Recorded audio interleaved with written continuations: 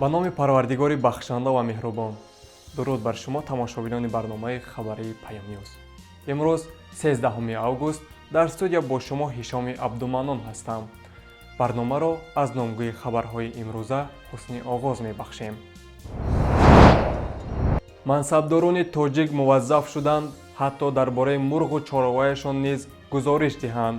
эмомалӣ раҳмон, рустаму озода кай гузориш медиҳанд? донишгоҳи давлатии шаҳри Кӯлоб ба пешвози Эмомалӣ Раҳмон боғ бунёд карда $500,000 қарздор шудааст. ҳушдори сафорати Русия дар Тоҷикистон аз харидории билетҳои қалбакӣ ба мақсади парвоз ба Русия. мақомоти Беларус бори аввал тасдиқ карданд, ки бар зидди эътирозгарон аз силоҳҳои кушанда истифода шудааст. муаллифи суруди миллии Тоҷикистон Гулназар Келдӣ дар беморхонаи Истиқлол даргузашт. ӯ чанд рӯз қабл бо нишонаҳои вируси корона бистарӣ шуда буд. қаблан расонаҳо дар бораи зери дастгоҳи нафаси сунъӣ қарор гирифтани шоири номвари тоҷик хабар дода буданд. аз фавти шоир рӯзноманигор Доруюши Раҷабиён дар саҳифаи фейсбукияш хабар дод. Гулназар Келдӣ 75 сол дошт. ҳайати эҷодии радиои Паём ба хонаводаи шоир ва кулли миллат ҳамдардии худ аз даргузашти муаллифи суруди миллии Тоҷикистонро изҳор мекунад. равонаш шод ва ҷояш ҷаннати барин бод. ҳукумати Тоҷикистон дастурамали нави изҳорномаҳои марбут ба даромад ва дороиҳои кормандони давлатро тасвиб кард. ин дастурамал феҳрасти дороиҳо ва даромадҳои мавриди назари эъломияро густариш додааст. минбаъд мақомдорон бар асоси дастурамали нав дар изҳорномаи молиёт бар даромад бояд дар бораи манбаъҳои даромадашон аз ҷумла дар хориҷ аз кишварро дар маҳалли аслӣ ва ғайри аслии кор нишон диҳанд. ҳамчунин кормандони давлатӣ бояд даромадҳои аз фаъолиятҳои амалӣ ва омӯзишӣ, амлоки иҷораӣ ва қитъаи замини шахсӣ, пасандозҳои бонкӣ ва дигар даромадҳо ҳатто теъдоди мурғ ва гӯсфанд ва дигар ҳайвоноти хонагии худро гузориш диҳанд. дар ин изҳорнома бояд маблағ дар бонкҳо, саҳмияҳои моликият ва мушорикат дар сармоягузорӣ, фулузоти гаронбаҳо ва сангҳо низ зикр шавад.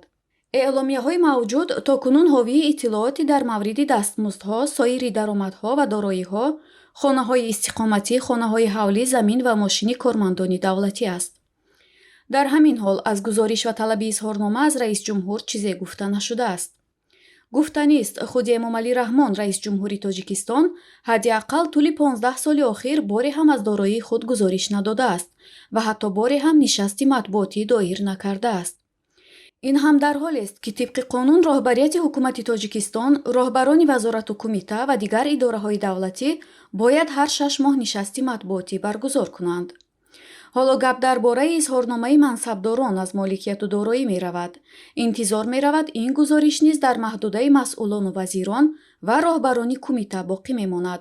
на раисҷумҳур Эмомалӣ Раҳмон, на раиси Маҷлиси Миллӣ Рустами Эмомалӣ писари раисҷумҳур, на роҳбари дастгоҳи раисҷумҳур Озода Раҳмон, духтари раисҷумҳур, на ягон домодҳои раисҷумҳур аз дороиҳои худ гузориш нахоҳанд дод.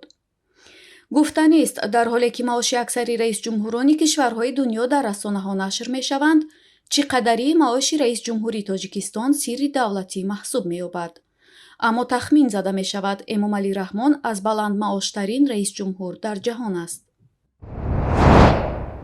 донишгоҳи давлатии шаҳри Кӯлоб, ки соли гузашта бо сохтмони боғи ба номи Сайдалӣ Вализода дар пешвози раиси ҷумҳури Тоҷикистон саҳм гирифт, 5 миллион сомонӣ муодили $500,000 қарздор шудааст.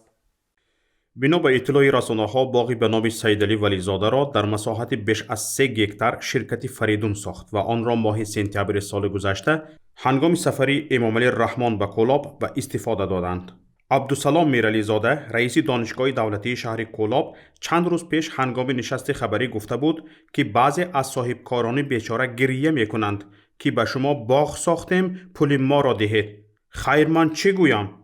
мегӯям шумо аввал фикр накардед, ки донишгоҳ аст ва пулро аз куҷо меорад? ҳоло маъмурияти донишгоҳ мегӯяд ҳанӯз масъалаи қарзро ҳал накарда баъзе ҷои боғ таъмирталаб шудааст. به گفته آنها بعضی از ساختمان‌های داخل باغ ویران شده اند. رادیوی آزادی می نویسد یک استاد دانشگاه دولتی شهر کولاب با شرط فاش نشدن نامش گفته است شاید یک سبب زود ویران شدن ساختمان ها این است که بخش از باغ را معلمان درست کرده اند و از بس که حرفه‌ای نبودند احتمال کوتاهی سر زده است. زمان ساختمان باغ رسانه‌ای شده بود که گروه از استادان دانشگاه دولتی شهر کولاب بیل و کلند در دست به جای استراحت اجباراً به کار در ساختمان باغ جلب شده اند. اما خدمات مطبوعاتی پرزیدنت تاجیکستان ماه سپتامبر سال گذشته در اطلاعیه رسمی نوشت کارهای ساختمان و برقرارسازی باغ مذکور در دوام 4 ماه با جلب بناکاران محلی با صفت بلند به انجام رسانیده شده است. تنها برای پیشوازی امام علی رحمان و استفاده دادن بناهای نوساخت و باغ و میدانهای ورزشی حتی سرتراشخانه و مرغخانه ها تجربه نو نیست. اکثر این بناهای نوساخت بعد رفتن رئیس جمهور و کمانده‌اش در مدت کوتاه کار ناشایم شده نمودشان به بناهای 100 ساله همسان می شود. سفارت روسیه در تاجیکستان به شهروندانش هشدار داد که هنگام خریداری بلیط با مقصد پرواز به روسیه هوشیار شوند و به فریب قلابان دچار نشوند. والری کاتونکین مدیر بخش کنسولی سفارت روسیه در تاجیکستان در نشست خبری گفت چند گروه فریبگر فعالیت خود را با دادن وعده دروغ تهیه بلیط به شهروندان روسیه آغاز کردند. نماینده سفارت روسیه در تاجیکستان گفت اطلاعات دریافت کرده که برخی شرکت‌های میانه رو با نفران زیاد بدون بین‌نوبت گرفتن اجازتنامه بلیط‌های هواپیما به روسیه را فروختند. کاتونکین هشدار داد که این فریبگران طبق یک نقشه مانند اقدام می‌کنند و سفارت هرگز برای فروش بلیط با هیچ شرکت میانه همکاری نمی‌کند. او افزود فقط شهروندان روسیه که برایشان اجازت سفر داده شده است و حجت‌های تصدیق کننده سلامتی دارند می‌توانند بلیط پروازها را خریداری کنند. مقامات беларусь بار اول تصدیق کردند که بر ضد اعتراضگران از سلاح‌های کشنده استفاده شده است. پیشتر می‌گفتند که برای پراکنده کردن اعتراضگران از سلاح‌های رزینی استفاده می‌برند. وزارت کارهای داخلی беларусь روز 12 август گفت شب گذشته در شهر برست یک مرد زخمی شده است. به قول مقامات این حادثه بعد آن رخ داده است که گروهی از آدمان با میله‌های آهنی به مأموران حفظ حقوق حمله کردند و آنها در جواب آتش کشیدند. در بیانیه رسمی آمده است در برست گروهی از شخصان مسلح و پرخاشجو به مأموران پلیس حمله کردند. تیرهایی که به هوا خالی شد نیز مانع آنها نگردید. برای دفاع از حیات و امنیت مأموران پلیس از سلاح‌های کشنده استفاده شد. یکی از حمله‌وران مجروح گردید. بار اول است که مقامات беларусь اعتراف کردند که از سلاح‌های کشنده به ضد ناراضیان استفاده کردند. پیشتر آنها می‌گفتند که برای پراکنده کردن معترضان از سلاح‌های رزینی استفاده می‌برند. به قول مقامات وزارت امور داخلی روز 11 август در چندین شهر و منطقه беларусь تظاهرات برگزار شده است. یک روز پیش از آن مقامات درباره بازداشت 5000 کس، بستری شدن تقریباً 200 نفر و مرگ یک نفر خبر داده بودند. اعتراضات در беларусь بعد از آن سر زد که کمیسیون مرکزی انتخابات گفت لوکاشنکو با بیش از 80% رأی مردم پیروز شده است، در حالی که به اطلاع رسمی رقیب اصلی او سویتلانا تیخانوفسکایا تقریباً 10% آواز گرفته است. مخالفان با این نتیجه ها راضی نیستند. پرزیدنت روسیه ولادیمیر پوتین روز 11 август در ملاقات با اعضای حکومتش اعلام کرد که بر ضد سرایت کرونا ویروس کووید 19 در روسیه بار اول در جهان واکسن به قید گرفته شده است. владимир پوتین پرزیدنت روسیه ضمن اعلام به قید گرفته شدن واکسن قید کرد که واکسن با ثمر کار میکند و به شخصانی که ام شدند ایمونیتت معتدل را به کووید 19 فراهم میآورد و عاقبت‌های جدی به بار نمیآورد. با گفته رئیس جمهوری روسیه یکی از دخترانش که علکه واکسین‌های نو را ام کرده بود در اول تا 38 درجه تب کرده و بعد خوب شده است. در نوبت خود راهبر وزارت تندرستی میخائیل موراشکو به پرزیدنت خبر داد که یک گروه تهیه کنندگان واکسن بر ضد کووید 19 علکه پتنت برای اختراع گرفتند. با گفته میخائیل موراشکو طبق نتیجه های تحقیقات های کلینیکی واکسن ثمره‌ناکی و بی خطری بلند نشان داد. ҳама ихтиёрон иммунитетҳои қавие бар зидди COVID-19 зоҳир карданд ва ин ҳам дар ҳоле ки ҳеҷ кадоми онҳо мушкилоти ҷиддӣ эмкунӣ надоштанд. дар ҳамин ҳол созмони ҷаҳонии тандурустӣ эълом кард ки бо мақомоти масъул дар соҳаи тандурустии Русия мудом дар тамос буда меъёрҳои иҷозаи истифодаи ваксинаро баррасӣ мекунанд.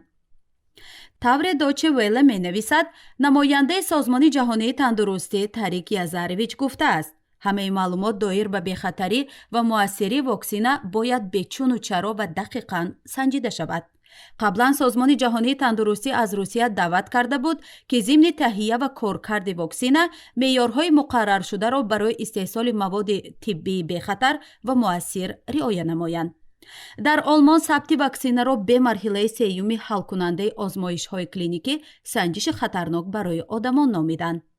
мувофиқи меъёрҳои глобалӣ дар омӯзиш ва санҷиши ваксинае ки аз ҷониби Созмони ҷаҳонии тандурустӣ таҳия мешавад, дар марҳилаи сеюм таъсири ваксина дар якчанд ҳазор нафар санҷида мешавад. тибқи маълумоти хабаргузории AFP айни замон 6 ваксина ки аз ҷониби ширкатҳои давлатҳои ғарб ва чин кор кард шуданд, марҳилаи сеюми озмоишҳоро мегузаранд. ин буд шарҳи хабарҳо то ин дам. барномаҳои дигари моро дар шабакаҳои иҷтимоӣ ва пойгоҳи Payom.net лутфан пайгирӣ кунед. ҳар хабару рӯйдодеро шоҳид шудед, лутфан ба рақами 49 15 16 46 15 947 тавассути паёмрасонҳои WhatsApp, Viber, Imo ё Telegram фиристед. дар паноҳи Аллоҳ бимонед. хайр, бо умеди дидор то рӯзи дигар.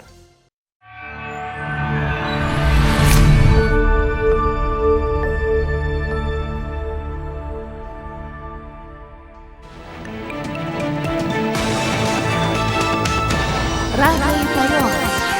дар фазои сиёсат садои ҷадид. радиои паём.